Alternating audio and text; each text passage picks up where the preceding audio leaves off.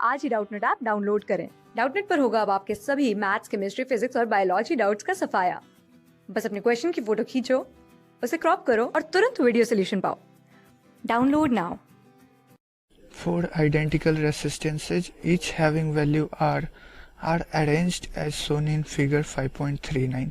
हमें इस फिगर में क्या दिया हुआ है कि चार आइडेंटिकल रेसिस्टेंस दी हुई है। आइडेंटिकल कहने का मतलब कि सारी की सारी रेसिस्टेंस की वैल्यू जो है वो सेम होगी। तो यहाँ पे क्वेश्चन में भी देख लो आप, R R R R सारी की वैल्यू जो है वो R दी हुई है।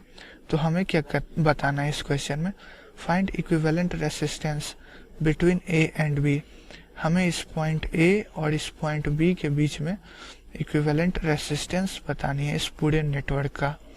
तो इसके लिए हम लोग क्या देख सकते हैं, इस सर्किट को सिंप्लीफाई करने के लिए यहाँ पे पॉइंट C जो है और पॉइंट D जो है वो कनेक्टेड है एक वायर से। इनके बीच में कोई भी रेसिस्टेंस नहीं है। तो इसका मतलब क्या हुआ कि C और D जो है वो इक्विपोटेंशियल है।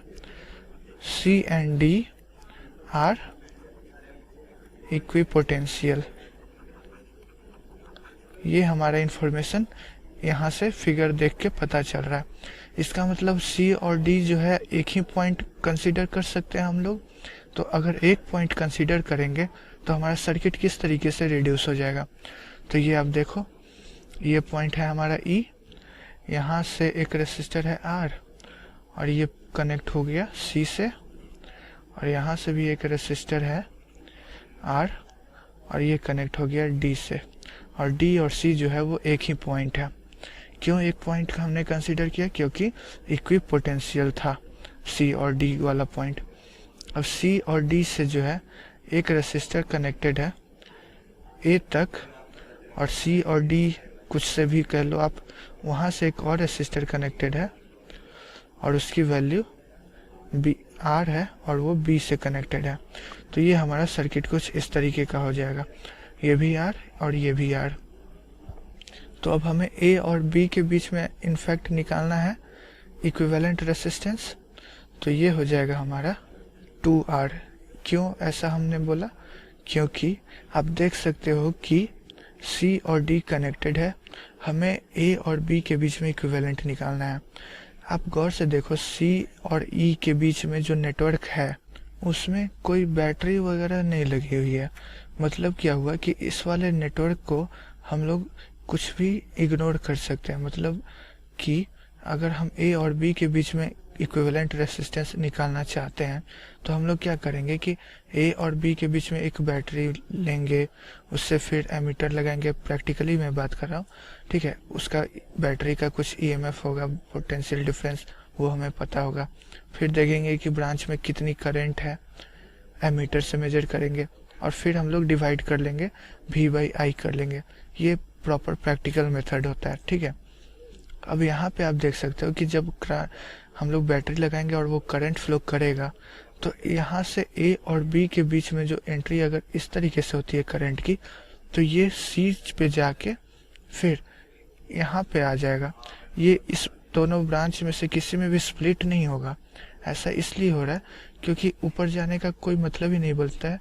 ये पूरा नेटवर्क तो शॉर्ट सर्किटेड है ना एक तरह से, क्योंकि यहाँ पे कुछ भी फर्क ही नहीं पड़ेगा जब तक कि अंदर कोई बैटरी ना हो इस लूप में। इसलिए हम लोग इसको इग्नोर करते हैं, ठीक है। मतलब कि इस ब्रांच में कभी भी करंट फ्लो नहीं करेगा और इसीलिए हम लोग इसको इग्नोर करते हैं। जब भी आपको ऐसा मिले कि एक लूप है उसमें कोई बैटरी नहीं है और उस लूप के अंदर के कुछ पॉइंट्स के बीच में हमें कुछ कैलकुलेट नहीं करना है, हमें एक्सटर्नल पॉइंट्स के बीच में कुछ भी कंप्यूट करना है, रेसिस्टेंस वगैरह, तो उस लूप को आप इग्नोर कर सकते हो आसानी से, ठीक है। तो यहाँ भी वही चीज़ है, यहाँ A से C और C से B, ये हमारा मेन नेटवर्क हो गया, ठीक है। ऊपर वाला नेटवर्क इनवैलिड हो गया।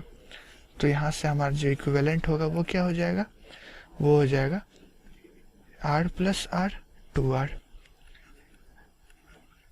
AB के बीच में जो है R इक्विवेलेंट जो होगा वो हो जाएगा R + R यानी कि 2R। तो यही हमारा फाइनल आंसर हो जाएगा। क्लास 6 से 12 से लेके नीट, IIT, जेई मेंस और एडवांस के लेवल तक 10 मिलियन से ज्यादा स्टूडेंट्स का भरोसा। आज ही डाउनलोड करें डाउटनेट ऐप या व्हाट्सएप कीजिए अपने डाउट्स 8400 400 400 पर।